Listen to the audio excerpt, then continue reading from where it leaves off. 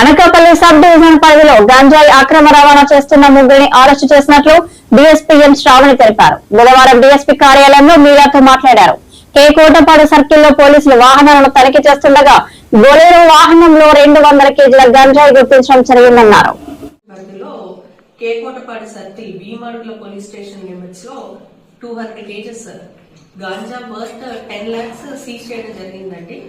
దీంట్లో వచ్చి 4 అక్యూజ్డ్ ఉన్నారు. అందులో A4 ఎవరైతే ఉన్నారో అతను ఎబ్స్కాండింగ్ ఉన్నాడు. A1, A2, A3 వీళ్ళని మనం క్యాచ్ చేయడం జరిగింది. 200 కేజెస్ గాంజాతో పాటు ఒక Bolero van and Duke motor cycle కూడా సీజ్ చేయడం జరిగింది. ఈ అక్యూజ్డ్ ఎవరైతే ఉన్నారో వాళ్ళు యాక్చువల్ గా ఈ గాంజా అనేది ప్రొక్యూర్ చేసుకునేసి అదర్ స్టేట్స్ కి పంపించడానికి అని చెప్పేసి 7 గోల్డ్ సంచుల్లో 200 కేజెస్ గాంజా పెట్టుకునేసి దాన్ని రెడీ చేసి తీసుకెళ్తూ ఉండగా on credible information vehicle checking చేస్తూ ఉంటే Madugula police on the guide